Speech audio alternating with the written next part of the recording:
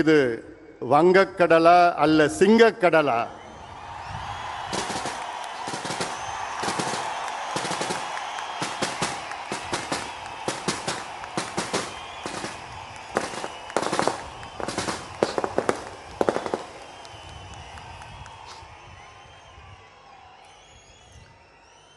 மாமல்லபுரம் திருவிடந்தை கிராமத்தில்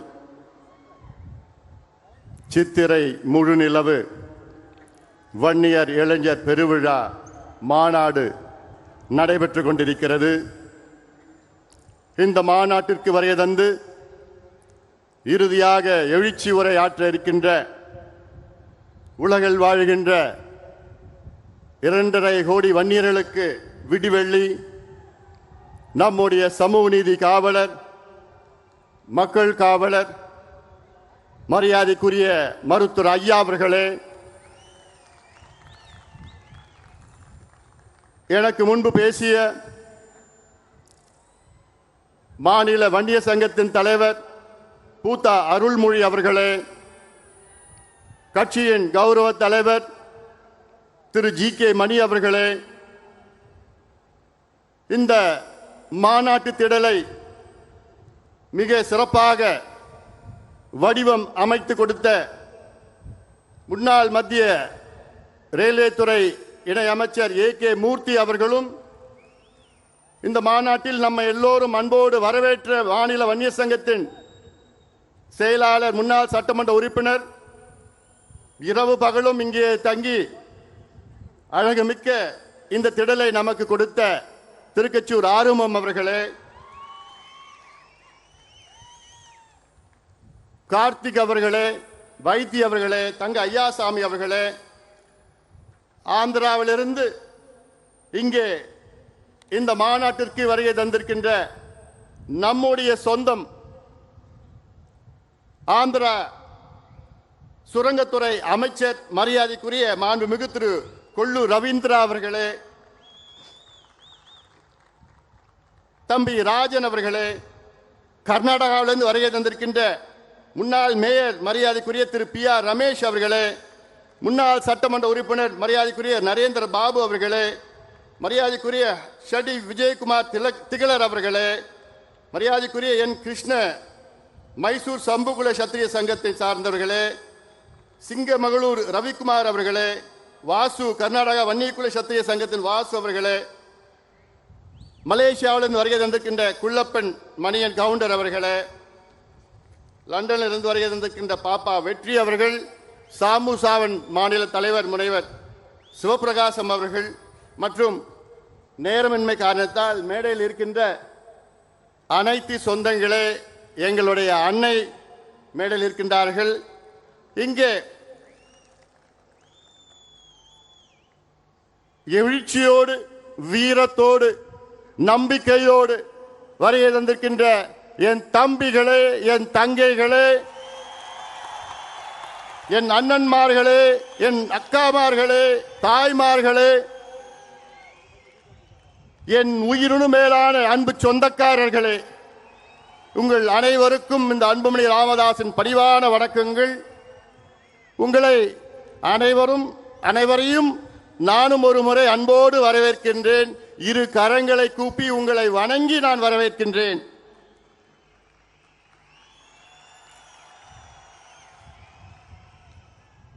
அந்த காலத்தில் சொல்லுவாங்க, அள்ளிக்கொடியை இழுத்தா பள்ளிக்கொடி வரும்னு சொல்லுவாங்க.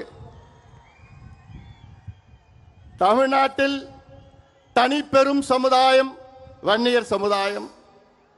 The single largest community in Tamil Nadu வன்னியர்கள்.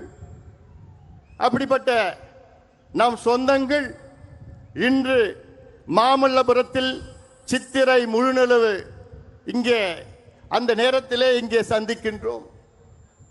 இது ஏதோ ஒரு சமுதாய சந்திப்போ ஜாதி சந்திப்போ கிடையாது.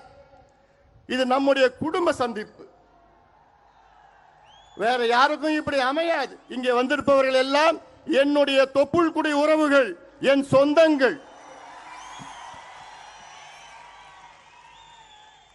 இங்கே ஏதோ வந்தமா போனமா கிடையாது.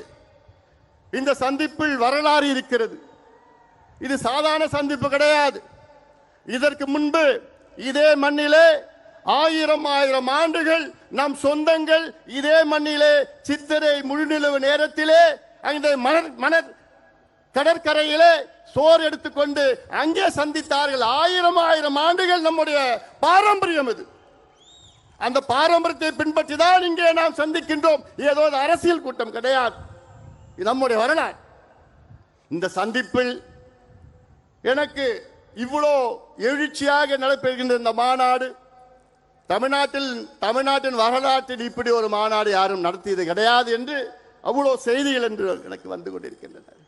ஆனால் இந்த நேரத்திலே எனக்கு மிகப்பெரிய ஒரு வருத்தம், என்னுடைய அண்ணன் காடுவெட்டியார் மாவீரன் இந்த மாநாட்டிலே இல்லை என்று. காரணம், 12 ஆண்டுகளுக்கு முன்பு இதே மண்ணிலே என்னுடைய அண்ணன் காடுவெட்டியார் அவர்கள் மிக பிரம்மாண்டமான மாநாட்டை நடத்தினார்கள். இன்று மட்டும் என் அண்ணன் காடுவெட்டியார் இருந்திருந்தால் நானும் அவருடைய அன்பு தம்பியை போன்று அந்த பகுதியிலே நான் அமர்ந்து கொண்டிருப்பேன். காடுவெட்டியார் மறைவில்லை, நம்முள் இருக்கின்றார். அவருடைய கனவு ஐயா காலத்தில் தமிழ்நாட்டை நாம் சொந்தம் ஆள வேண்டும், நாம் ஆள வேண்டும் என்ற அவருடைய கனவு அது. அதை நினைவாக்குவது இங்கே வருகை தந்திருக்கின்ற லட்சக்கணக்கான என் தம்பிகளும் என் தங்கைகளுடைய கடமையாக நான் பார்க்கின்றேன். அன்பு சொந்தங்களே,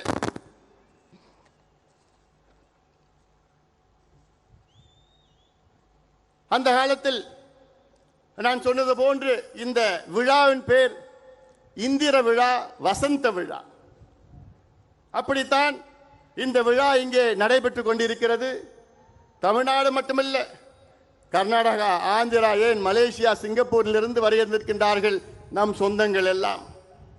இன்று உலகத்தில் நம் சொந்தங்கள் 140 நாடுகளில் இருக்கின்றார்கள். நீங்கள் எல்லோரும் இந்த காட்சிகளெல்லாம் பார்த்திருப்பீர்கள். அதை பற்றி நான் அதிக பேச போவது கிடையாது. இனி நாம் என்ன செய்ய வேண்டும் என்று பேச இருக்கின்றேன். மாலையில் 4 மணியிலிருந்து நாம் பார்த்தோம், எத்தனையோ படங்களை பார்த்தோம், காட்சிகளை பார்த்தோம், நடனம் பார்த்தோம், ஒளிப்படங்களை பார்த்தோம். அதில் இன்றைய நம் இளைஞர்களுக்கு நம்முடைய பாரம்பரியம், நம்முடைய வரலாறு தெரியவில்லை. அதற்காகத்தான் உங்களுக்கு இவ்வளோ நேரம் இதையெல்லாம் உங்களுக்கு தெளிவுபடுத்தத்தான் இந்த காட்சியிலெல்லாம் உங்களுக்கு நாங்கள் கொண்டு வந்திருக்கின்றோம். நெருப்பில் வந்தவர்கள் நாம். நமக்கு மட்டும்தான் ஒரு புராணம் இருக்கிறது. இந்தியாவிலே நம் சமுதாயத்துக்கு மட்டும்தான் ஒரு புராணம் இருக்கிறது, வேறு எந்த சமுதாயத்தும் கிடையாது. காரணம், நாம் வன்னியக்குள்ள சத்திரியர்கள் தான். அதே போன்று இந்த மண்ணை ஆண்டவர்கள், நம் குலத்தில் பிறந்த மன்னர்கள், ஜமீன்தார்கள், அது மட்டுமில்ல வள்ளல்கள், போராளிகள், தியாகிகள், அத்தனை பேரும் நீங்கள் பார்த்திருக்கிறீர்கள். உங்களுக்கு அதை சொல்வதெல்லாம் இங்கே இருக்கின்ற இளைஞர்களுக்கு ஒரு விழிப்புணர்வு ஏற்படுத்த வேண்டும் என்ற நோக்கத்திலே தான். சுதந்திரத்திற்கு முன்பு நினைத்து பாருங்கள், எத்தனை பேருக்கு தெரியும் நாகப்ப படையாட்சி? தென்னாப்பிரிக்காவிலே காந்தி அவர்கள் தொடங்கிய சத்தியாகிரக போராட்டத்தில் உயிர் நீத்த முதல் தியாகி. இந்திய விடுதலை சத்தியாகிரக போராட்டம் அடித்தளம். இந்திய விடுதலை போரிலே, அந்த சத்தியாகிரக போராட்டத்திலே தென்னாப்பிரிக்காவிலே உயிர் நீத்த முதல் தியாகி மயிலாடுதுறை சார்ந்த நாகப்பன் படையாட்சி. இது எவ்வளவு பெருமை, இது எவ்வளவு பெரிய வரலாறு. இது யாருக்காவது தெரியுமா? இல்ல. ஏன்? பின்னாடி படையாச்சின்னு பேர் வருது, வேற எந்த காரணம் இல்லை. அஞ்சலை அம்மாள் வீரத்தாய், கடலூரை சார்ந்தவர். காந்தி அவர்களை பார்க்க நேரில் வந்தவர். அது மட்டுமல்ல, காந்தி அவர்கள் பார்க்க வேண்டும் என்று மருதான் இந்த குதிரையிலே அங்கே காந்தி அவர்களை சந்தித்தார் அஞ்சலை அம்மாள். அவரும் இன்னைக்கு இந்திய அளவிலே சுதந்திர போராட்ட வீரர் என்று வந்திருக்க வேண்டும். ஏன் வரல? ஏன்? இந்த ரத்தத்தில் பிறந்துட்டாங்க. அதான், வேற எந்த காரணம் இல்லை. ஏன்?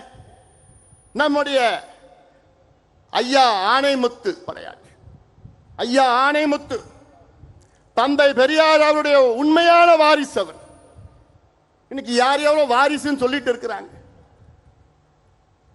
ஐயா ஆணைமுத்து அவர்கள் அந்த காலத்தில் வட இந்தியாவில், நினைச்சு பாருங்க, இங்க இருந்து நம் சொந்தக்காரர் வட இந்தியாவில் போயிட்டு பீகார், உத்தரப்பிரதேஷ், மத்திய பிரதேஷ், ஹரியானா, ராஜஸ்தான்ல அங்கே அவ்வளவு விழிப்புணர்வு போராட்டங்கள் நடத்தி மண்டல் கமிஷனை வர வைத்தவர் ஐயா ஆணைமுத்து அவர்கள். மண்டல் கமிஷன் அவர் வர வைக்கலன்னா இன்னைக்கு இந்தியாவில் ஓபிசி இடஒதுக்கீடு கிடையாதுயா. இதுல எனக்கு ஒரு பெருமை இருக்கிறது. இந்தியாவிலே ஓபிசி இடஒதுக்கீடு இதை பெற்று தந்தது 2 சத்திரியர்கள். ஒன்று ஐயா ஆணைமுத்து அவர்கள், மண்டல் கமிஷனையே கொண்டு வந்தது. அடுத்தது நம்முடைய இனமான காவலர், சமூக நீதி போராளி மருத்துவர் ஐயா அவர்கள். ஐயா அவர்கள் இல்லை என்றால் இன்று இந்திய அளவிலே ஓபிசிக்கு கல்வியில 27 விழுக்காடு இன்று வரைக்கும் வந்திருக்காது.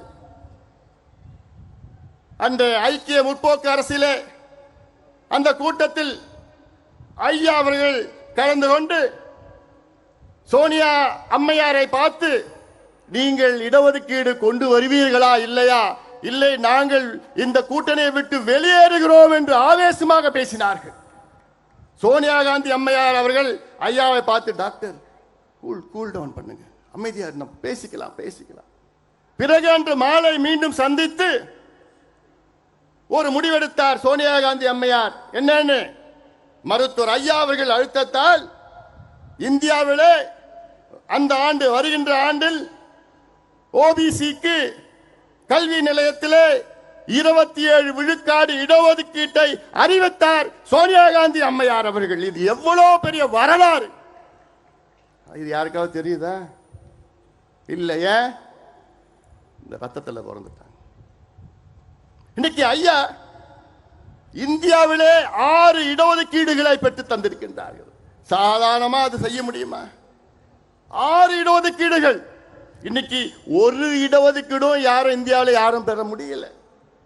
ஆனால் நினைத்து பாருங்கள், ஐயாவுடைய ஆவணப்படத்தில் நீங்க பார்த்திருப்பீங்க, அருந்ததிகளுக்கு 3 விழுக்காடு, இஸ்லாமியர்களுக்கு 3.5 விழுக்காடு, எம்பிசி 20 விழுக்காடு, வன்னியர்களுக்கு 10.5 விழுக்காடு, மத்தியிலே மருத்துவத்துறையிலே பட்டியலின மக்கள், பழங்குடி மக்களுக்கு 22.5 விழுக்காடு இடஒதுக்கீடு, இதர பிற்படுத்தப்பட்ட மக்கள் ஓபிசிக்கு 27 விழுக்காடு. இதுதான் வரலாறு. ஆனால் அந்த அளவுக்கு ஐயாவுக்கு அங்கீகாரம் இருக்கிறதா, கிடைத்திருக்கிறதா? இல்லை. ஏன்? இந்த ரத்தத்தில் பிறந்துட்டார். ஆனா இந்த சமுதாயம் எப்படி பயன்படுத்துறாங்க பாருங்க சமுதாயத்தை. தமிழ்நாட்டில் தனிப்பெரும் சமுதாயம் இன்னைக்கு படிப்பறிவு இல்லை, குடிசையில் வாழ்ந்து கொண்டிருக்கிறது, கூலி வேலை செய்து கொண்டிருக்கிறது, விவசாயம் செய்து கொண்டிருக்கிறது, எந்த தொழிலும் கிடையாது. இந்த சமுதாயத்தை ஆண்டு கொண்டிருக்கின்ற கட்சிகள் எல்லாம் வெறும் வாக்கு வங்கிகளாக பயன்படுத்திக் கொண்டிருக்கிறார்கள். ஓட் பேங்க், அவ்வளவுதான். அவங்களை எப்படி பார்க்கறாங்க? ஓட்டு பேங்க், அவ்வளவுதான்.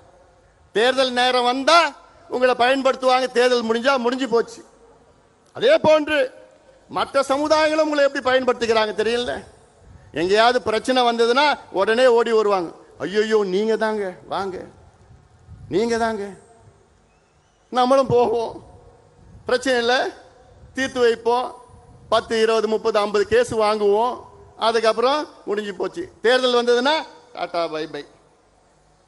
இதான் நம்முடைய காலகாலமா நடந்துட்டு இருக்குது. இல்லை, அதனால இன்றைக்கு இந்த கூட்டம், நாம் கூடிய கூட்டம், நம்முடைய உரிமைகளுக்காக நாம் இங்கே கூடியிருக்கின்றோம்.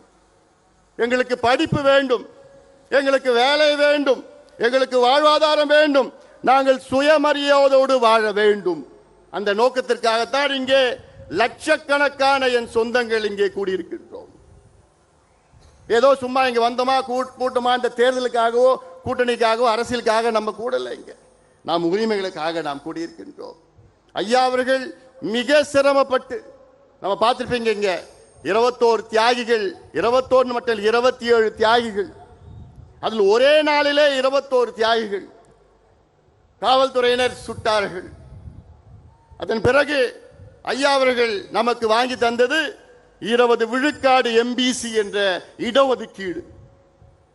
அந்த இடஒதுக்கீடு வந்து கிட்டத்தட்ட 35 ஆண்டுகள் ஆகின்றன, 36 ஆண்டுகள் ஆகிறது இடஒதுக்கீடு வந்து. ஆனால் 36 ஆண்டுகள் ஆகியும் இன்று நமக்கு சரியான முறையிலே வேலை வாய்ப்பு இல்லை, நமக்கு சரியான முறையிலே கல்வி கிடைக்கவில்லை. அதனால்தான் ஐயா அவர்கள் மீண்டும் போராடி, கடந்த ஆட்சியாளரிடம் மன்றாடி போராடி அழுத்தம் கொடுத்து வன்னியர்களுக்கு 10.5 விழுக்காடு இடஒதுக்கீடு பெற்று தந்தார்கள். ஆனால் அதையும் சூழ்ச்சியாளர்கள் அதை கெடுத்து நீதிமன்றத்துக்கு சென்று நமக்கு எதிரான ஒரு தீர்ப்பு வந்தது. பிறகு உச்சநீதிமன்றத்திற்கு சென்றோம். உச்சநீதிமன்றத்திலே தெளிவாக தீர்ப்பு கொடுத்தார்கள். என்னவென்று, தமிழ்நாட்டில் வன்னியர்களுக்கு உள் ஒதுக்கீடு கொடுக்க எந்த தடையும் கிடையாது, அது நீங்கள் தாராளமாக கொடுக்கலாம், தரவுகளை சேகரித்து நியாயப்படுத்தி கொடுங்கள் என்று உச்சநீதிமன்றம் சொன்னார்கள். சொல்லி எவ்வளவு நாள் ஆகுது தெரியுமா? தீர்ப்பு வந்து எவ்வளவு நாள் ஆகுது தெரியுமா? 1136 நாட்கள். 1136 நாட்கள் தீர்ப்பு வந்து, ஆனால் தமிழக அரசு கொடுப்பதற்கு மனமில்லை, முதலமைச்சருக்கு கொடுப்பதற்கு மனமில்லை. எத்தனையோ முறை முதலமைச்சருக்கு நாங்கள் இப்போ பார்த்தோம், எத்தனையோ முறை சந்தித்தோம். ஆனால் முதலமைச்சர் அவர்கள் தொடக்க காலத்தில் நன்றாக எங்களை வரவேற்றார், நிச்சயமாக கொடுப்பேன் என்று நம்பிக்கை கொடுத்தார்கள். ஐயா அவர்கள் முதலமைச்சர் ஸ்டாலின் அவர்களை பல முறை சந்தித்தார். சந்திக்கின்ற பொழுது, ஐயா கவலைப்படாதீங்க, நிச்சயமா நான் தரேன், நான் ஒவ்வொரு முறையும் இப்ப பார்க்கிறப்போ உறுதியா நான் தரேங்க, நீங்க தைரியமா போங்க. அதுல ஒரு முறை சொன்னார் என்கிட்ட, இந்த சட்டசபை கூட்டத்தொடரிலே கொடுக்கவில்லை என்றால் அடுத்த ஆண்டு கல்வி போயிடும் சொன்னப்போ, ஏன் இதற்காக நான் தனியாக ஒரு ஸ்பெஷல் அசெம்பிளி செஷன் வைக்கிறேன்னு என்கிட்ட முதலமைச்சர் உறுதி கொடுத்தார்கள். இப்படி இவ்வளவு காலமாக பார்த்தோம், கடிதம் எழுதினார் ஐயா, எல்லாம் பண்ணோம். ஆனால் திடீரென்று முதலமைச்சர் அவர் மனசை மாத்திக்கிட்டார். ஏன் மாத்தினார் இன்னைக்கு வரைக்கும் தெரியல. 2 ஆண்டு காலம் எங்களுக்கு உறுதி அளித்த முதலமைச்சர் இறுதியாக எங்களால் கொடுக்க முடியாது, கணக்கெடுப்பு நடத்தாமல் வன்னியர்களுக்கு இடஒதுக்கீடு கொடுக்க முடியாது, அந்த கணக்கெடுப்பு மத்திய அரசு தான் எடுக்க வேண்டும் என்று ஒரு பொய்யான செய்தியை மீண்டும் மீண்டும் முதலமைச்சர் சட்டமன்றத்திலும் வெளியிலும் பேசிக் கொண்டிருக்கின்றார். எவ்வளவு பெரிய துரோகம் இது! சமுதாயத்திற்கு நிகழ்ந்த மிகப்பெரிய துரோகமாக நான் பார்க்கின்றேன். முதலமைச்சர் சொல்வது, தமிழக அரசிற்கு கணக்கெடுப்பு நடத்த அதிகாரம் இல்லையா உங்களுக்கு? பிறகு உங்கள் தந்தை எப்படி எடுத்தார்? கடந்த காலத்திலே எம்ஜிஆர் அவர்கள் எப்படி எடுத்தார்கள்? உங்கள் தந்தையை நிறுவிய சட்டநாதன் கமிஷன் 1969-70 நிறுவிய கமிஷன், அவர்கள் ஒரு பரிந்துரை கொடுத்தார்கள், ஒரு கணக்கெடுப்பு நடத்தி அந்த கணக்கெடுப்பு அதற்கு அவர்களுக்கு அதிகாரம் இல்லையா? எம்ஜிஆர் அவர்கள் 1984 அம்பாசங்கர் கமிஷனை நிறுவினார். அம்பாசங்கர் அவர்கள் வீடு வீடாக டோர் டு டோர் எனுமரேஷன் செய்தார்கள். அப்பொழுது அவருக்கு அதிகாரம் இல்லையா? அதன் பிறகு ஜனார்தனன் கமிஷன் அவர்கள் இதையெல்லாம் ஒன்றாக சேர்த்து கொலேட் பண்ணி அவர்கள் ஜனார்தனம், நீதி அரசு ஜனார்தனம் 3 பரிந்துரைகளை கொடுத்தார்கள் அரசுக்கு, திமுக அரசுக்கு. ஒன்று, அருந்ததியர்களுக்கு 3 விழுக்காடு உள்ஒதுக்கீடு கொடுக்க வேண்டும் என்று நீதியரசர் ஜனார்தனம் பரிந்துரை கொடுத்தார். அதை அப்படியே கலைஞர் அவர்கள் ஏற்றுக்கொண்டார், அருந்ததியர்களுக்கு உள்ஒதுக்கீடு கொடுத்தார். 2வது பரிந்துரை ஜனார்தன் அவர்கள் கொடுத்தது, இஸ்லாமியர்களுக்கு 3.5 விழுக்காடு உள்ஒதுக்கீடு பிசியிலே கொடுக்க வேண்டும் என்று கொடுத்தார். அதையும் கலைஞர் அவர்கள் அப்படியே ஏற்றுக்கொண்டார். இதே நீதியரசர் ஜனார்தன் 3வது பரிந்துரை என்ன, வன்னியர்களுக்கு 13.1 விழுக்காடு தனி ஒதுக்கீடு கொடுக்க வேண்டும் என்று அந்த பரிந்துரையும் கொடுத்தார். அதை மற்றும் கலைஞர் ஏற்றுக்கொள்ளவில்லை. அதை மற்றும் குப்பைகளை தூக்கிவிட்டார், வீசிவிட்டார். எவ்வளவு பெரிய துரோகம் இது! எவ்வளவு பெரிய துரோகம் இது! உங்களுக்கு எங்களுடைய வாக்குகள் மட்டும் வேண்டும். 1957 திமுக போட்டியிட்ட முதல் தேர்தல். அந்த தேர்தலில் திமுக 15 தொகுதிகளில் வெற்றி பெற்றது. அதில் 14 தொகுதிகள் வன்னியர் வாழ்கின்ற பகுதி. 1962 திமுக 50 தொகுதிகளை வெற்றி பெற்றது. அதில் 45 தொகுதிகள் வன்னியர்கள் வாழ்ந்து கொண்டிருக்கிற தொகுதிகள். 1967 திமுக ஆட்சிக்கு வருகிறது. அப்பொழுது 138 தொகுதிகளை வெற்றி பெறுகிறது. அதில் 92 தொகுதிகள் வன்னியர்கள் வாழ்கின்ற தொகுதிகள். இப்படி இந்த சமுதாயம் உங்களை ஆட்சியில் அமர வைத்து உங்களுக்கு இவ்வளவு ஆதரவு கொடுத்து, ஏன் இன்னைக்கு திமுகவிலே அதிக சட்டமன்ற உறுப்பினர்கள் கொடுத்த சமுதாயம் என்ன சமுதாயம்? இந்த வன்னியர் சமுதாயம் தான். 23 சட்டமன்ற உறுப்பினர்களை இந்த சமுதாயம் உங்களுக்கு கொடுத்திருக்கிறது. அதிகபட்ச சட்டமன்ற உறுப்பினர்கள் ஒரு சமுதாயத்தில். ஆனால் உங்களுக்கு இந்த சமுதாயத்திற்கு படிப்பும் வேலையும் கொடுக்க உங்களுக்கு மனசு இல்லைன்னா எப்பேற்பட்ட மனசு உங்களுக்கு? துரோகமாக நான் பார்க்கின்றேன். சமுதாயத்துக்கு செய்கின்ற துரோகமாக பார்க்கின்றேன். அப்படி நாங்க உங்களுக்கு என்னையா செஞ்சோம்? என்ன நாங்க தப்பு பண்ணோம்? இதெல்லாம் நீங்கள் எல்லாம் சிந்திக்க வேண்டும். சும்மா ஏதோ வந்தோம் போனோம் பார்த்தோம் எல்லாம் கிடையாது. இந்த நேரம் முக்கியமான நேரம். இந்தியா பாகிஸ்தான் பிரச்சனை நடக்குது. அது ஒரு பக்கம் நடந்துட்டு இருக்கு. இன்னைக்கு சீஸ்ஃபயர் இருக்கு. ஆனாலும் இந்த நேரத்தில் ஏதோ நம்ம வந்தோம் ஆட்டம் பாட்டம்லாம் போடல. இங்க நிகழ்ச்சி போட்டதெல்லாம் உங்களுக்காக, உங்களுக்கு தெரிஞ்சுக்கொள்ளணும், உங்க வரலாறை தெரிஞ்சுக்கணும்னு தான் போட்டிருக்கு. ஏன்னா நீங்க யார் யார் பின்னாடியே போயிட்டு இருக்கீங்க. அடுக்கு மொழியில் வசனம் பேசினா முன்னாடி போயிட்டு இருக்கீங்க. சினிமாவில் நடிச்சா போயிட்டு இருக்கிறீங்க. ஆனா அதை விட முக்கியம், நீங்க படிக்கணும், உங்க பிள்ளைகள் படிக்கணும், படிச்சு வேலைக்கு போகணும்னு 45 ஆண்டு காலம் நம்முடைய மருத்துவர் ஐயா அவர்கள் உங்களுக்காக உழைத்துக் கொண்டிருக்கின்றார்கள். 45 ஆண்டு காலம் வித்து பாருங்க.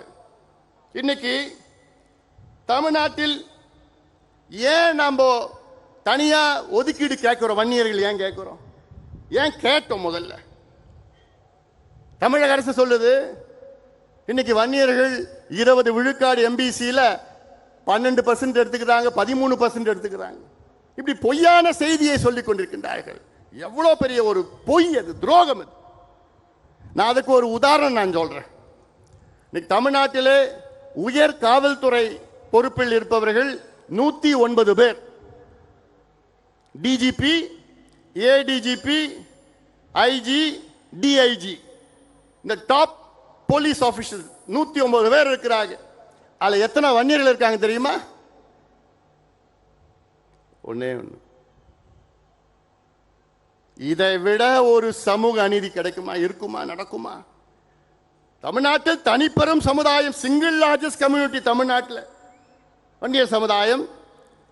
ஆனால் 109 காவல்துறை உயர் அதிகாரியில் ஒரே ஒரு வன்னியர் இருக்கின்றார் என்றால் யாரு செஞ்ச தப்புங்க அது? இதுல 36 ஆண்டு காலம் எம்பிசின்னு உருவாக்கி, இந்த 36 ஆண்டு காலத்தில் தகுதியானவர் ஒருத்தர் கூட, 2 பேர் கூட உங்களுக்கு கிடைக்கலையா? தமிழ்நாட்டில் இந்திய ஆட்சி பணியில 326 பேர் இருக்கிறாங்க ஐஏஎஸ்ல. இவங்க அரசாங்கம் சொல்ற கணக்கு வன்னியர்களுக்கு 10% 12% கிடைக்கிறதுனா எவ்வளவு வந்திருக்கணும்?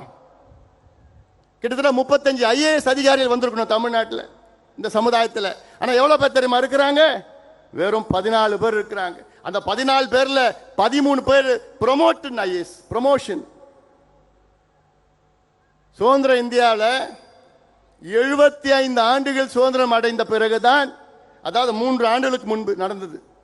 75 ஆண்டு சுதந்திரம் அடைந்த பிறகுதான் முதலாக ஒரு வன்னியர் சமுதாயத்தில் தமிழ்நாட்டில் டைரக்ட் IAS அதிகாரி வந்திருக்கின்றார்.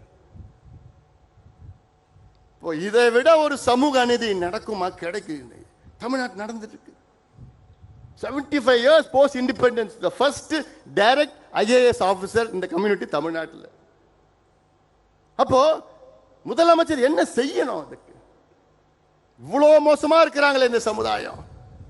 சமுதாயத்தை எப்படி வழி நடத்துவது, எப்படி முன்னேற்றுவது திட்டமிட்டு இருக்கணும். ஏன்னா இந்த சமுதாயம் உங்களை அப்படியே ஓட்டு போடுது, அப்படியே நம்புது. ஆனா அதை பற்றி முதலமைச்சருக்கெல்லாம் கவலைப்படுற மாதிரி எனக்கு தெரியல. எனக்கு நான் இந்த சமுதாயத்தை மட்டும் நான் சொல்லல, நான் தமிழ்நாட்டில் உள்ள இதே போன்று இருக்கின்ற அனைத்து பின்தங்கிய சமுதாயம், அடக்கப்பட்ட, ஒடுக்கப்பட்ட, வஞ்சிக்கப்பட்ட சமுதாயத்திற்காக இங்கே நாங்கள் கூடியிருக்கின்றோம். தீர்மானத்தை நீங்க பார்த்திருப்பீங்க.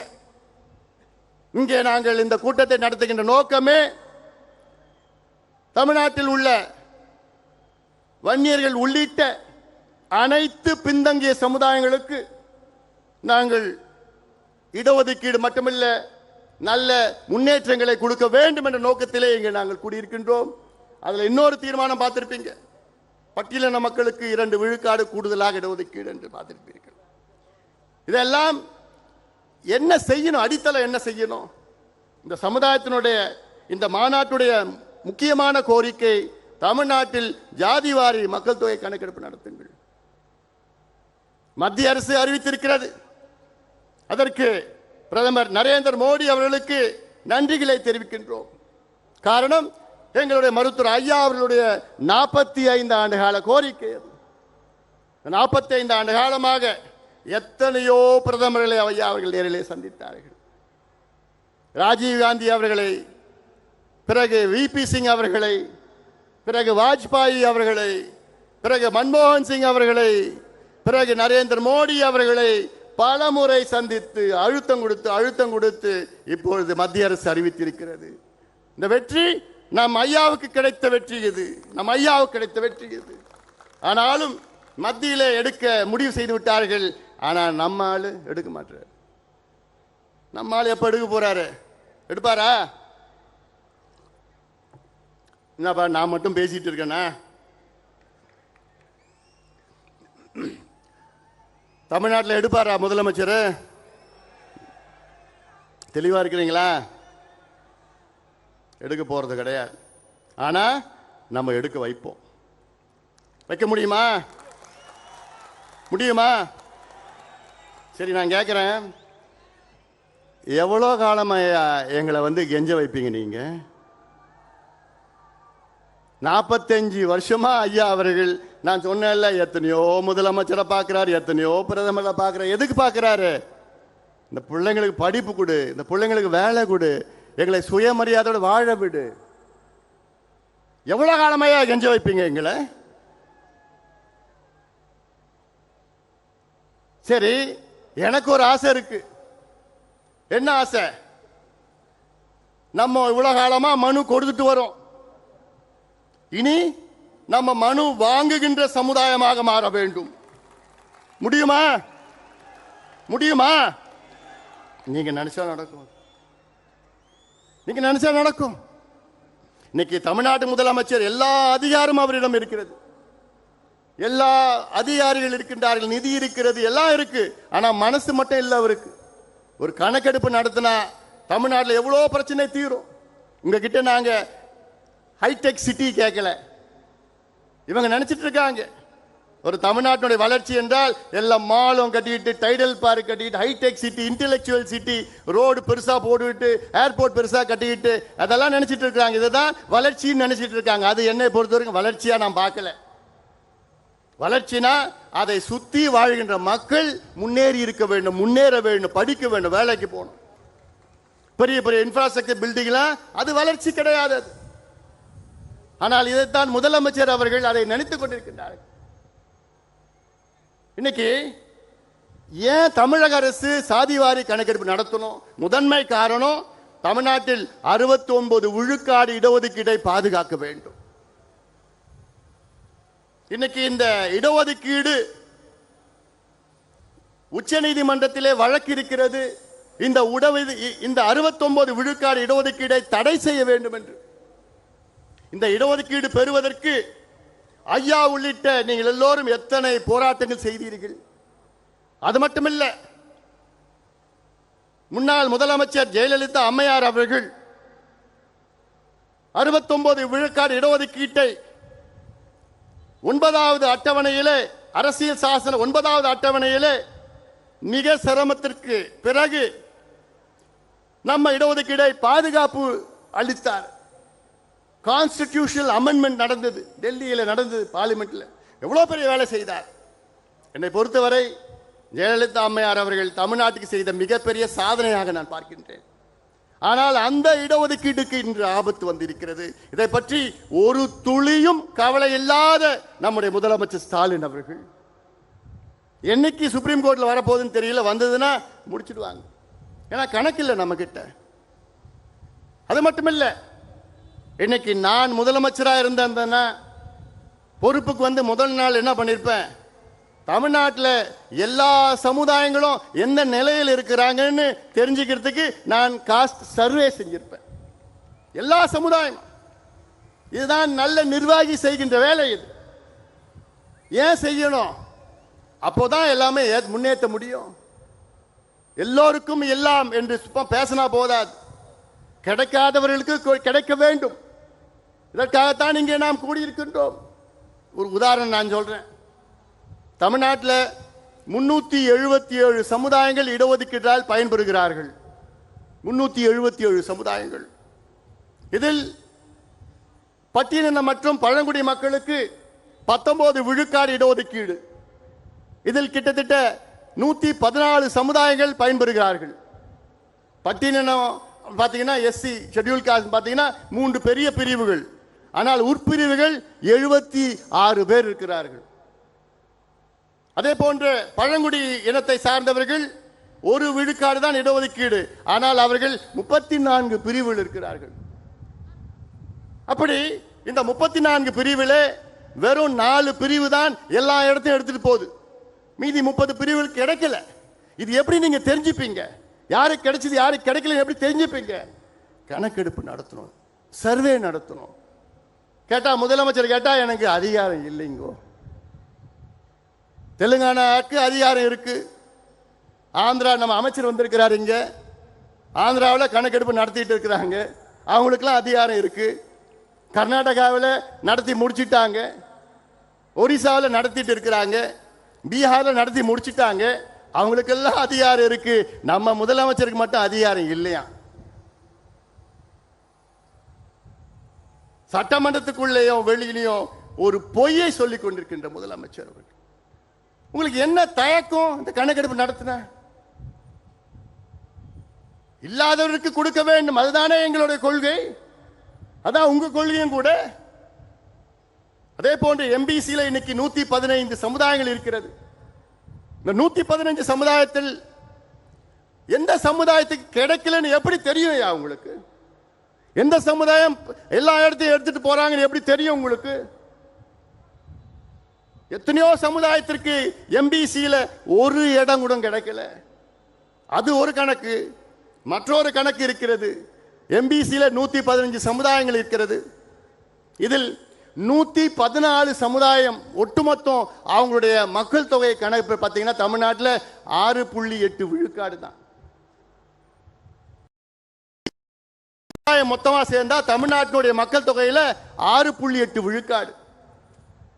ஆனால் ஒரு சமுதாயம், வன்னிய சமுதாயம் மட்டும் நீங்க கணக்கெடுப்பு நடத்தி பார்த்தீங்க, மக்கள் தொகை கணக்கெடுப்புல 14.2 விழுக்காடு. அது பழைய கணக்கு. இன்னைக்கு கிட்டத்தட்ட 18 விழுக்காடு மக்கள் தொகையில கணக்கு. ஆனால் வன்னியர்களுக்கு நான் சொன்னேன்ல, 109 காவல்துறை உயர் அதிகாரியில ஒருத்தர் தான் வன்னியர்னா இதுல இருந்து என்ன தெரியுது? இவங்களுக்கு ஏதோ படிப்பும் இல்லை, வேலையும் கிடைக்கல, எல்லாம் கூலி வேலை. கேரளாவில் ஈழவர் சமுதாயம், தமிழ்நாட்டில் வன்னியர்கள் போன்று கேரளாவில் ஈழவர் சமுதாயம் மிக மிக மிக மிக பின்தங்கிய சமுதாயம். இந்த சமுதாயத்தில் நம்முடைய மருத்துவர் ஐயா போன்றாங்க நாராயண குரு அவர்கள் தோன்றினார். சமுதாயத்தை திரட்டி போராட்டங்கள் நடத்தினார்கள். இன்னைக்கு கேரளாவில் ஈழவ சமுதாயத்திற்கு தனியாக 14 விழுக்காடு இடஒதுக்கீடை அந்த அரசு வழங்கியிருக்கிறது. 14 விழுக்காடு. அவர்களும் நம்ம போன்ற 18-20 விழுக்காடு அங்கே மக்கள். அது மட்டுமல்ல, கேரளாவிலே எந்த சமுதாயம் 2.5 விழுக்காட்டுக்கு மேல் இருக்கிறதோ அவர்களுக்கு தனி இடஒதுக்கீடு அங்கே கேரளாவில் கொடுக்கிறார்கள். இதெல்லாம் கற்றுக்கொள்ளுங்கள். சமூக நீதி பற்றி பேசினா போதாது. நான் தந்தை பெரியாருடைய வாரிசு, தந்தை பெரியார் தாத்தா, சமூக நீதி மண்ணுன்னு பேசிட்டு இருக்கீங்களே, ஒன்று மண்ணாங்கட்டியும் கிடையாது. இதெல்லாம் பேசுறதுக்கு உங்களுக்கு தகுதி கிடையாது. இதைதான் நாங்கள் கோரிக்கையா வச்சிருக்கிறோம். இங்க கணக்கெடுப்பு நடத்துங்க, இல்லாதவருக்கு கொடுங்க. ஏன் இன்னொன்று நான் சொல்றேன், ஒரு படி மேலே போறேன். நீங்க கணக்கெடுப்பு நடத்துனீங்கன்னா ஓபன் காம்படிஷன், முன்னேறிய வகுப்பினர் இல்லை, அதுல யார் பின்னங்க இருக்கிறா அவர்களுக்கு நீங்கள் ஏதாவது சலுகைகள் கொடுக்கலாம், நலத்திட்டங்கள் கொடுக்கலாம், கடன் கொடுக்கலாம் அவர் முன்னேற்றுவதற்காக. இதற்கு எப்படி தெரியும்னா கணக்கெடுப்பு நடத்தணும். இந்த கணக்கெடுப்பு யார் வேணா நடத்தலாம். ஐயா, இந்திய நாடாளுமன்றத்தில் 2008 ஒரு சட்டத்தை நிறைவேற்றினார்கள். இந்திய மக்கள் தொகை புள்ளியியல் சேகரிப்பு சட்டம், இந்தியன் ஸ்டாட்டிஸ்டிக்கல் ஆக்ட் 2008. இந்த சட்டத்தின்படி இந்தியாவிலே மத்திய அரசு கணக்கெடுப்பு நடத்தலாம், மாநில அரசு கணக்கெடுப்பு நடத்தலாம், உள்ளாட்சி பிரதிநிதிகள் கணக்கெடுப்பு நடத்தலாம், ஏன் பஞ்சாயத்து தலைவர் கூட கணக்கெடுப்பு நடத்தலாம். ஒரு பஞ்சாயத்து தலைவர் இந்த சட்டத்தின் கீழ் அவர் பஞ்சாயத்தில் எத்தனை வீடு இருக்கு, அந்த வீட்டில் என்ன வீடு, கூரை வீடா கல்லு வீடா, அந்த வீட்டில் எத்தனை பேர் இருக்கின்றார்கள், அவர்கள் எந்த சமுதாயத்தை சார்ந்தவர்கள், எந்த மதத்தை சார்ந்தவர்கள், எந்த மொழி எந்த இனத்தை சார்ந்தவர்கள், அவங்க படிச்சிருக்கிறாங்களா, பட்டதாரி இருக்கிறாங்களா, அவங்க வீட்டில் கழிப்பறை இருக்கிறதா, மின்சாரம் இருக்கிறதா, சைக்கிள் இருக்குதா, பைக் இருக்குதா, நிலம் இருக்குதா, இந்த எல்லாம் கணக்கெடுப்பு ஒரு பஞ்சாயத்து தலைவர் எடுக்கலாம். ஆனா நம்ம முதலமைச்சர் எங்களுக்கு அதிகாரம் இல்லைங்கோ, எங்களுக்கு அதிகாரம் இல்லைங்கோ இப்படி என்று போய் சொல்கின்ற ஒரு முதலமைச்சர் பார்க்குறீங்களா? எதுக்குங்க பயம் உங்களுக்கு? ஆனால் ஒன்று நான் சொல்கிறேன், ஆனால் கலைஞர் இன்னைக்கு இருந்திருந்தேன்னா நான் ஒரே கையெழுத்தெல்லாம் யோசிக்க மாட்டார். கணக்கெடுப்பு நடத்தி எல்லாருக்கும் என்ன, எல்லாருக்கும் நாங்கள் கேட்கறது எங்களுக்காக நாங்கள் கேட்கல, கிடைக்காதவங்களுக்கு நாங்கள் கேட்குறோம்.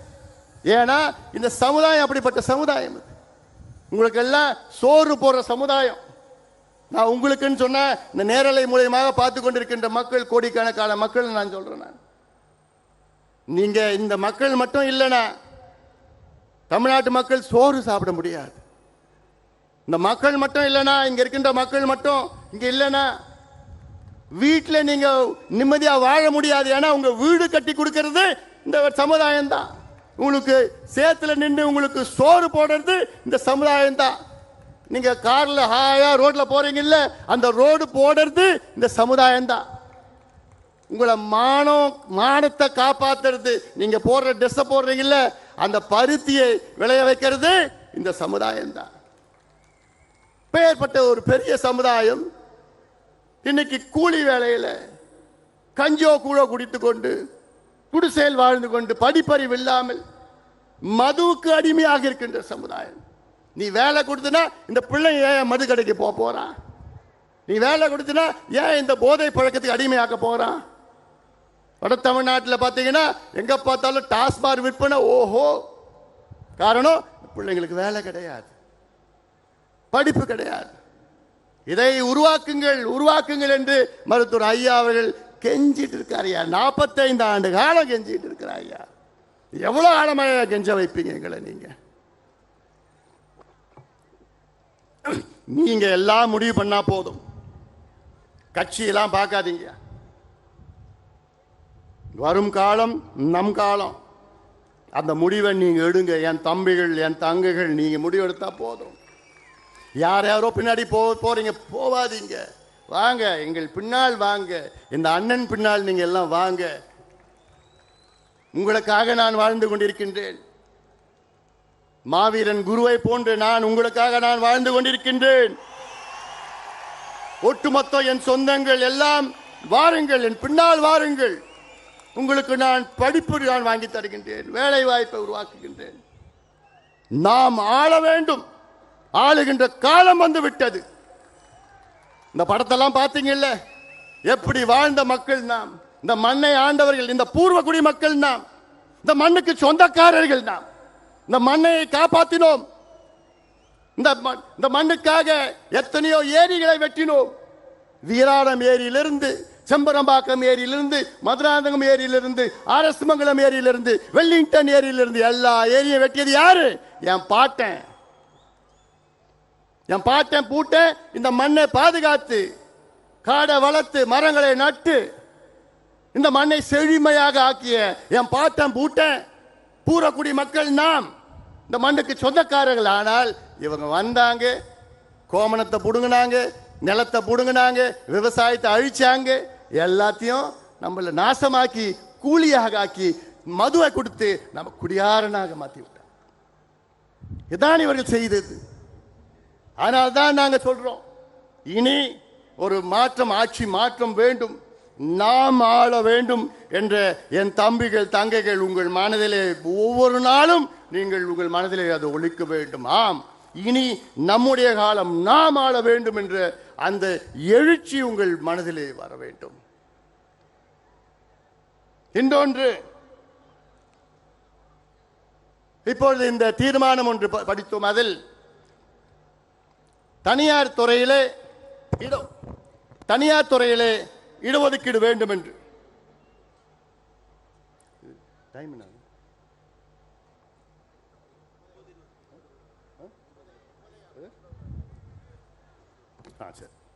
தனியார் துறையில இடஒதுக்கீடு வேண்டும். எதுக்கு வேணும்? ஏன்னா ஒரு காலத்தில் மத்திய அரசுல 36 லட்சம் வேலை வாய்ப்பு இருந்தது. ஆனா இன்னைக்கு அது 26 லட்சமாக குறைந்திருக்கிறது. 10 லட்சம் குறைஞ்சிடுச்சு. எப்போ? 15 ஆண்டுகள்ல. தமிழ்நாட்டில் கிட்டத்தட்ட 2002ல் தமிழ்நாட்டில் 12 லட்சம் அரசு வேலைகள் இருந்தது. இன்னைக்கு அது 8 லட்சமாக குறைந்தது. வேலை இல்லை, அரசு வேலையே கிடையாது. அது இல்லாமல் தமிழக அரசு என்ன செய்யறாங்கன்னா, இந்த group D, group C and group D இதை ரெண்டுத்தையும் எல்லாமே அவுட் சோர்ஸ் பண்ணிடுறாங்க, தனியார் மயமாக்கிட்டாங்க. அவங்களுக்கு இந்த ஒப்பந்த முறையில் வேலை வாய்ப்பை உருவாக்கி, அந்த ஒப்பந்த முறையெல்லாம் அதில் ரிசர்வேஷன் இடஒதுக்கீடு தான் கிடையாது, காசு வாங்கிட்டு அவங்க வேலையை சேர்த்துடுறாங்க. அதனால இனி எங்களுக்கு தனியார் துறைகளை இடஒதுக்கீடு வேணும். இந்த சட்டத்தை இயற்றுங்கள், சட்டத்தை கொண்டு வாருங்கள். காரணம், அரசில் வேலை இல்லை எங்களுக்கு. அதே போன்று தமிழக அரசு ஆட்சி வருவதற்கு முன்பாக நீங்கள் ஒரு சத்தியம் செய்தீர்கள். நாங்கள் ஆட்சிக்கு வந்தவுடன் தனியார் துறையிலே தமிழ்நாட்டில் உள்ள தமிழர்களுக்கு 75 விழுக்காடு அங்கே வேலை வாய்ப்பிலே நாங்கள் ஒதுக்கீடு ஒதுக்குவோம் என்று சொன்னீர்கள். இன்னைக்கு வரைக்கும் நடக்கல. அது ஒரு பக்கம். அடுத்தது நாங்கள் சொல்வது, ஒரு உதாரணம், ஏதாவது ஒரு அரசு திட்டம் நீங்கள் செயல்படுத்துகிறீர்கள் என்றால் அந்த அரசு திட்டத்திலே நம்முடைய மக்களுடைய நிலங்களை பிடுங்கி அவர்களை அச்சுறுத்தி குண்டர் சட்டத்திலே போட்டு அவர்களை சிறையில் அடைத்து அவர்களுடைய இடங்களை பிடுங்கி கொண்டிருக்கின்ற அரசு, தமிழக அரசு. இனி அது நடக்காது, நடக்க விட மாட்டோம். அதாவது நான் ஆட்சியில் இருந்தோம்னா, நம்ம ஆட்சியில் இருந்தால், நான் முதலமைச்சராக இருந்தால் என்ன பண்ணும் தெரியுமா? ஒரு உதாரணம், என்னுடைய ஆசை சென்னையிலுக்கும் கன்னியாகுமரிக்கும் ஒரு 10 வழி சாலை போடணும். சென்னைக்கும் கன்னியாகுமரிக்கும் 10 வழி சாலை, கிரீன்ஃபீல்டு. அது எப்படி நான் செய்வேன்னா, நிலத்தை நான் போய் விவசாயிடம் கேட்பேன், ஏன்னா இது அவசியமானது என்று கேட்டு அந்த விவசாயி நிலத்தை கொடுத்தாங்கன்னா அந்த விவசாயிய இந்த திட்டத்திலே ஒரு பங்குதாரராக நான் சேர்ப்பேன், ஒரு ஸ்டேக் ஹோல்டர். ஸ்டேக் ஹோல்டர்னா அந்த நிலம் எவ்வளவு கொடுக்குறாங்களோ அந்த திட்டத்திற்கு அவங்களும் பங்குதாரர், ஷேர் ஹோல்டர். அவங்களுக்கு மாதம் மாதம் அவங்க பேங்க்ல போய் பணம் போய் சேரும். இந்த டோல்கேட்ல கலெக்ட் பண்றான் பாரு காசு, எவ்வளோ கோடி கணக்கான, ஆயிரக்கணக்கான கோடி, அதுல 3ல் 1 பங்கு கொடுத்து நிலம் கொடுத்த விவசாயிக்கு மாசம் மாசம் போய் சேரும். அப்ப என்ன பண்ணுவான் விவசாயி? விவசாயத்தில் நட்டோம், எடுத்துக்குங்கன்னு சொல்லப்போம். இதுதான் முறையானது. ஏன் இப்போ பரந்தூர் விமான நிலையம் 5000 ஏக்கர் எடுக்கிறீங்க, அதில் கிட்டத்தட்ட 3200 ஏக்கர் விவசாய நிலம், தனியார் நிலம். அது அந்த விமான நிலையத்தில் அங்க இருக்கின்ற விவசாயிகளை பங்குதாரராக சேருங்க. ஏன் அவங்களை நீங்க அகற்றுறீங்க? ஏன் அது அதானி அம்பானி மட்டும்தான் அது கொடுக்கணுமா? அதற்கு முதலாளி அதானி அம்பானி மட்டும்தான் இருக்கணுமா? ஏன் அங்க இருக்கிற விவசாயிகளும் அந்த விமான நிலையத்துக்கு முதலாளி ஆக்குங்க, அவங்களுக்கு பங்கு கொடுங்க, ஷேர்ஸ் கொடுங்க, அவங்களுக்கு மான மரியாதையோட வாழ வையுங்க. இதைத்தான் செயல்படுத்த வேண்டிய இவ்வளோ திட்டம் இருக்குயா, எங்க கிட்ட எவ்வளோ திட்டம் இருக்கு. ஆனா அந்த அதிகாரம் தான் கிடையாது. நீங்க மட்டும் நினைச்சு அந்த அதிகாரத்தை நீங்க மட்டும் கொடுத்தீங்கன்னா தமிழ்நாட்டை சிங்கப்பூருக்கு நிகராக எங்களால் மாற்ற முடியும். அது எங்களால் மட்டும்தான் முடியும், நம்மளால் மட்டும்தான் முடியும், வேற யாரால முடியாது, யாரும் தெரியாது. ராத்திரி 2 மணிக்கு என்னை எழுப்பி கூப்பிட்டா, எழுப்பிட்டு தமிழ்நாட்டில் என்ன பிரச்சனை இருக்கு, ராமநாதபுரம் மாவட்டத்தில் என்ன பிரச்சனை இருக்குன்னா 2 மணிக்கு நான் சொல்லுவேன். நான் ராமநாதபுரத்தில் இந்த பிரச்சனை, இந்த தீர்வு, அந்த பிரச்சனைக்கு தீர்வு, அந்த ராமநாதபுரத்தில் இந்த ஒன்றியத்தில் இந்த பிரச்சனை, இல்லை ஆரஸ்மங்கலம் ஏரியில் இந்த பிரச்சனை, இப்படி எல்லாம் என்னால் சொல்ல முடியும். தமிழ்நாட்டில் 38 மாவட்டத்தில் உள்ள என்னென்ன பிரச்சனை இருக்கிறோ அத்தனையும் எங்களால் சொல்ல முடியும். பிரச்சனை மட்டுமில்லை, அதற்கு என்ன தீர்வுன்னு சொல்ல முடியும். அதுதான் நமக்கும் மற்றவர்களுக்கும் வித்தியாசம். ஆக தமிழக மக்களே, எங்களுக்கு ஒரு வாய்ப்பளியுங்கள். சமுதாயத்துக்கு நான் கேட்க, சமுதாயத்தை மட்டும் நான் கேட்கல, சமூக நீதிக்கு ஒரு வாய்ப்பளியுங்கள். நாங்கள் ஆட்சிக்கு வந்தால் தமிழ்நாட்டில் உள்ள சமூக நீதி, உண்மையான சமூக நீதியை நாங்கள் நிலைநாட்டுவோம். போலியான சமூக நீதி இப்போ இருக்கின்ற போலியான சமூக நீதி போன்று கிடையாது. காரணம், அதில் நாங்கள் ஊறியவர்கள், எங்கள் ஐயா அவர்கள் 45 ஆண்டு காலம் ஊறி இருக்கின்றார்கள். இந்தியாவிலே கிட்டத்தட்ட நினைச்சு பாருங்கள், இந்தியாவிலே 100 கோடி மக்கள் பயன்பெறுகின்ற இடஒதுக்கீட்டை கொண்டு வந்தவர் எங்களுடைய மருத்துவர் ஐயா அவர்கள். 100 கோடினா எப்படி நான் கேட்பீங்க? ஓபிசி ரிசர்வேஷன் அது 27%, இதே போன்ற SC ST ரிசர்வேஷன் மத்தியில் மருத்துவ படிப்பில் அதில் 22.5 விழுக்காடு ரிசர்வேஷன். ஆக கிட்டத்தட்ட 100 கோடி மக்கள் பயன்பெறுகிறார்கள் என்றால் அதற்கு ஒரே காரணம் எங்களுடைய மருத்துவர் ஐயா அவர்கள் தான். ஆக இதையெல்லாம் மாற்றி அமைக்க நாம் எல்லோரும் இன்று இனி வரும் காலத்திலே ஒன்று கூடுவோம். மீண்டும் சொல்கின்றேன், என்னுடைய அன்பு அண்ணன் காடுவெட்டியாருடைய அன்பு கனவு, ஆசை கனவு, நாம் ஆள வேண்டும், நாம் ஆள வேண்டும். அந்த காலத்தில் எப்படி வாழ்ந்தோம், எப்படி வீழ்ந்தோம், இன்று எப்படி இருக்கின்றோம், இதை நீங்கள் ஒவ்வொருவரும் மனதிலே வைத்துக் கொள்ள வேண்டும். ஒவ்வொருவரும் மனது வைத்துக் கொண்டு அது வரும் காலத்திலே நாம் எல்லோரும் ஒன்றாக இணைவோம். இந்த கட்சி அந்த கட்சியெல்லாம் பார்க்காதீங்க, வாங்க இந்த அண்ணன் அன்புமணி பின்னால் நீங்கள் எல்லோரும் பாருங்கள். உங்களுக்கு விடிவு நிச்சயமாக உங்களை முன்னேற்றுவது என் கடமை, என்னுடைய கடமையாக நான் பார்க்கின்றேன். ஆக இந்த செய்தி இன்னும் எவ்வளோ பேசிட்டு இருக்கலாம். ஐயா பேசணும், எழுச்சி உரை, ஐயாவுடைய எழுச்சி உரை இருக்கிறது, ஐயா பேசணும். நீங்கள் எல்லாம் இங்கே வந்திருக்கிறீர்கள். என்னுடைய ஒன்னே ஒரு வேண்டுகோள், நான் இந்த மாநாடு நான் கிட்டத்தட்ட ஒரு 1.5 மாதமாக எனக்கு தூக்கம் இல்லை.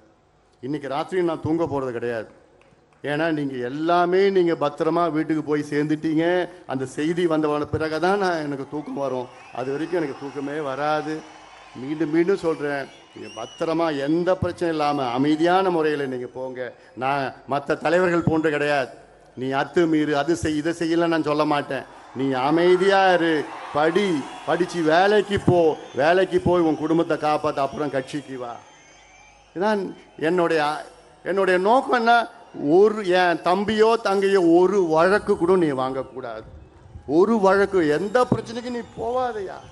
ஐயா உங்களுக்கு இடஒதுக்கீடு வாங்கி கொடுத்துருக்கிறாரு, அதில் படித்து வேலைக்கு போ.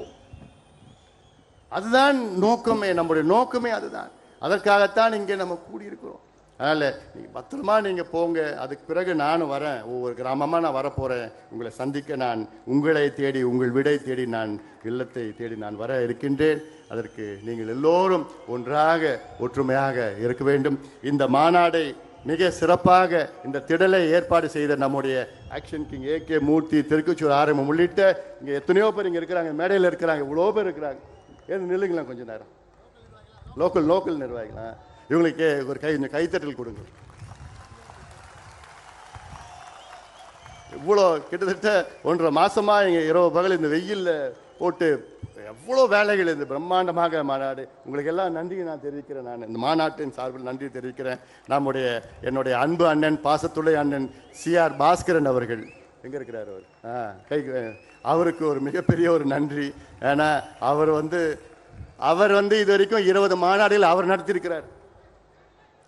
இன்னைக்கு இதுக்கு இந்த மாநாட்டையும் நடத்துறான்னு அவரே எல்லாம் சேர்ந்து உட்கார் நடத்தியிருக்கிறாரு. அது மட்டும் இல்லை, இங்கே நம்முடைய சுந்தர் நவீன் அவர்கள் டீம், பிரிசிஷன் டீமுக்கு என்னுடைய நன்றிகளை நேரத்தில் தெரிவிக்கின்றேன். எல்லாத்துக்கும் மேலே நான் காவல்துறைக்கு மிகப்பெரிய நன்றியை நான் தெரிவிக்கின்றேன். காவல்துறை மிகப்பெரிய ஒத்துழைப்பு தந்தது. ஐஜி, எஸ்பி ஸ்பெஷலாக சொல்கிறேன் நான். அப்புறம் டிஎஸ்பி பாவம், அவர் எங்கே பார்த்தாலும் சுற்றிட்டு இருந்தார். எல்லாத்துக்கும் காவல்துறையில் அவ்வளோ பேரும் எங்களுக்கு பாதுகாப்பு அளித்து உங்களுக்கு ரொம்ப நாங்கள் சிரமப்படுத்திட்டோம். உங்களுக்கு நன்றிகள் இந்த மாநாட்டில் தந்திருக்கின்ற. உங்களை பத்திரமா போங்க, ஜாகிரதையாக போங்க. ஐயா இப்போ எழுச்சியுரை ஆற்றிருக்கிறார். ஐயா முடித்த உடனே நீங்கள் எல்லாமே அமைதியான முறையில் பத்திரமா போய், அப்போ தான் எனக்கு இந்த செய்தி எல்லாம் வீட்டுக்கு போனோன்னு செய்தி வந்ததுக்கப்புறம் தான் எனக்கு தூக்கம் வரும். அதனால் நீங்கள் எழுச்சியாக இருங்கள். நாம் வெற்றி பெறுவோம். இனமே எழு, உரிமை பெறு.